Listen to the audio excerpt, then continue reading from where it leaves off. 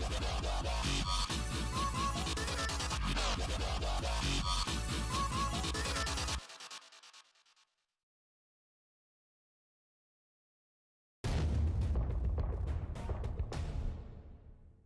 what is up? Welcome to Ninja Geek Games. Renegade Studios have gone back to the 80s and incorporated the fantastic G.I. Joe into a cooperative 1 to 4 player deck builder.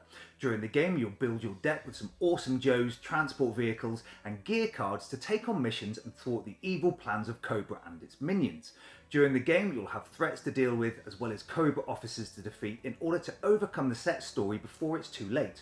To do this, you'll need support of your team and other players who provide additional Joes and equipment on your turn. If you enjoy this video, please give it a like and subscribe to the channel. Let's take a look. Each player in the game will begin with a standard deck of cards consisting of basic GIs that will initially be used for attempting missions and purchasing better cards, and another 3 starter cards that provide special abilities whilst on a mission, such as re-rolling dice or reducing threat.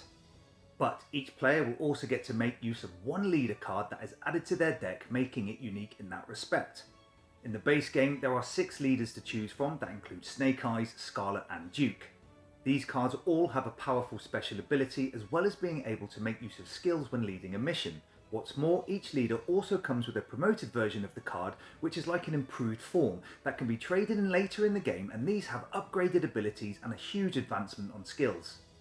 The game is built on 2 separate stories where you'll choose to take on just one. You'll build a deck of story cards consisting of 3 acts that get progressively more challenging and introduce Cobra minions. Each story card contains a load of information to include some lore, its difficulty, effects and abilities, the cards that they'll bring in when attempting them, as well as a bonus or penalty for succeeding or failing the mission. The aim of the game is for players to take on and attempt mission cards. If they defeat the final mission card in Act 3, then they've overcome Cobra and have stopped their plans of world domination. But to do this, players will need to work together and also contend with side missions, Cobra officers and other effects that provide huge disadvantages to the Joes. Now, during a player's turn, they'll generally attempt one of the main mission cards from the story by playing a number of Joes from hand, as well as any gear or utility cards. These cards provide dice that are used to meet the difficulty requirement of the mission card. Win or lose, the mission card is removed, revealing the next one.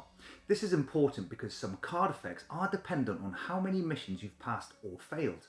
At the end of the round, any cards you have in hand or were played that round can be used to recruit additional cards from a market-like area called a lineup.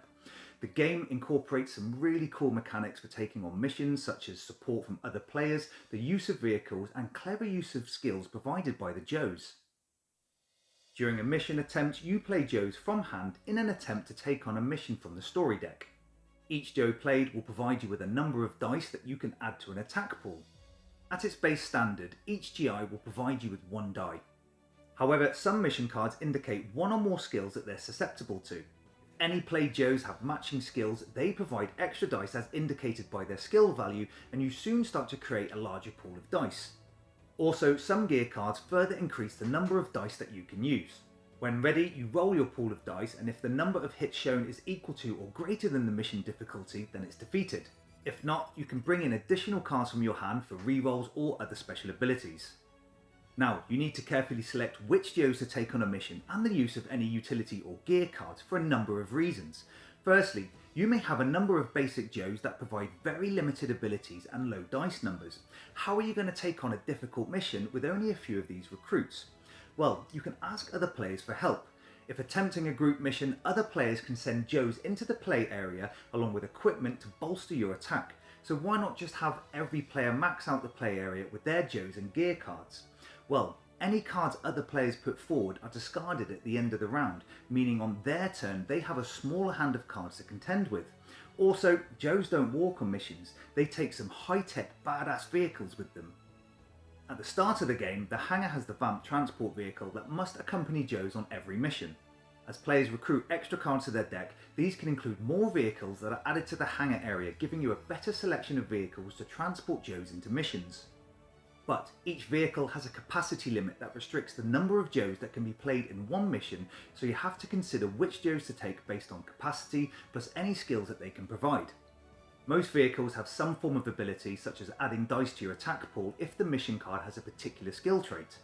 But if the mission card shows a transport icon matching the vehicle you're taking with you, then you also get a super bonus listed on the transport card. So you have to compromise here. The tank can take 8 Joes but has no special abilities, where the Sky Striker has low capacity but adds skills to be used to increase your dice pool. This all depends on the Joes available, who you've recruited and their equipment, so you'll need to be open and discuss this with other players. Another mechanic I like regarding vehicles is that apart from the vamp transport, all others need to be refueled after use, so they're not going to be available for the next mission even during the same turn. Whereas the vamp returns to the hangar and can be used over and over, all other transports go into a player's discard and are only placed back into the hangar when drawn to hand later in the game. If you have a load of cards in your deck, this is going to take you a while, so you need to find a way to thin your deck. So what else do you have to contend with other than story mission cards, transport type and capacity limit? Well, first off, there's complication cards. Some story mission cards bring complication cards into play that have a variety of negative effects. There are precision strikes that are side missions, and these sit in one player's area and act as an antagonist until dealt with. Some bring powerful Cobra officers into play that have some devastating abilities, like Major Blood, who places battalion cards in the lineup, blocking you from recruiting at the end of your turn. Others place trooper cards into your discard pile that later clog up your hand and will remain for the entire game unless you can find ways to get rid of them. These effects will halt your progression through the story missions because most of the Cobra cards can only be removed from play by carrying out a mission on that particular card.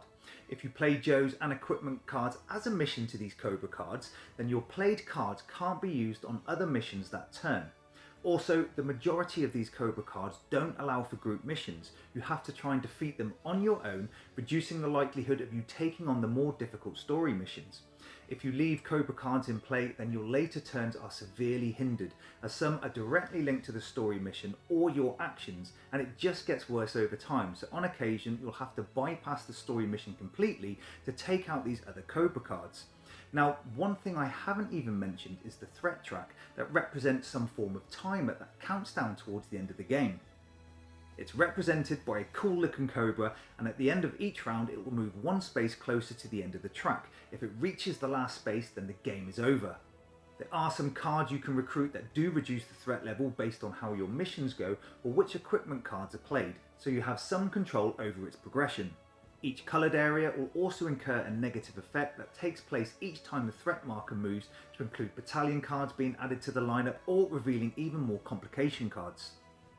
For a small box deck builder, the game has a lot of moving parts and some really nice mechanics. Choosing between a lone side mission or a story group mission to progress through the acts can be a difficult decision, but I really like the table talk that this brings.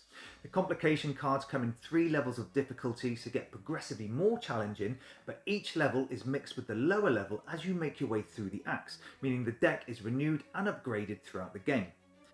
Use of transports for capacity, abilities and Joe skills is really intuitive. Yes, it can feel luck-based because you're rolling dice, but your attack pool is solely based on your ability to recruit, removing those pesky battalion cards, the abilities and equipment you have available, and support from other players. Now, recruiting cards to your deck is great for 2 main reasons. Firstly, each card in the main deck is different, and as they are all really beneficial with skills and cool abilities, you have a tough time choosing what you want, what you need, and remembering what you have. Secondly, each recruited card goes into your draw pile, not your discard, which I love. Most deck builders I've played don't do this, so it's very rewarding knowing you're going to pull that expensive card for the next turn, and it means you can also plan ahead. You can also promote your leader. It's expensive but well worth doing if you can afford it, as the abilities and skills are a huge improvement. The game only comes with 2 stories, but surprisingly it does have great replay value. There are many more cards than you need to create a single story mission deck, so the game will provide you with a unique deck, and these all require different skills and transports to be used, abilities and complication cards to be drawn. There are 6 leaders to choose from, and because all cards in the recruit deck are unique, you'll have a completely different feel to each game played. The game can also be played solo, but I actually do this by taking on the role of 2 leaders. Here you have a reserve board where you can save cards for the next round, and you may have to think a bit because you've got 2 hands to deal with, but it's completely manageable, and I recommend this way for solo play. I like deck builders and was very surprised at how good this game is for such a small boxed game. The great thing about this is that it will bring about a feeling of nostalgia for fans of the show, but you don't need to know anything about this IP to enjoy the game. It will just come across as a solid and tactical deck builder with some good decision making and novel mechanics. The game even introduces expert mode cards as an optional extra if you need to make the game more challenge. Speaking of extras, I have one of the bonus boxes available for the game that adds a new leader as well as a 3D hanger for the transports, which looks awesome, and there's also an expansion to the game available adding a new mission, cards and game mechanics. Regardless of whether you're a fan of the IP or not, G.I. Joe is a solid deck builder that's easy to learn and great fun to play. Thanks for watching. This is Ninja Geek Games. Cheers.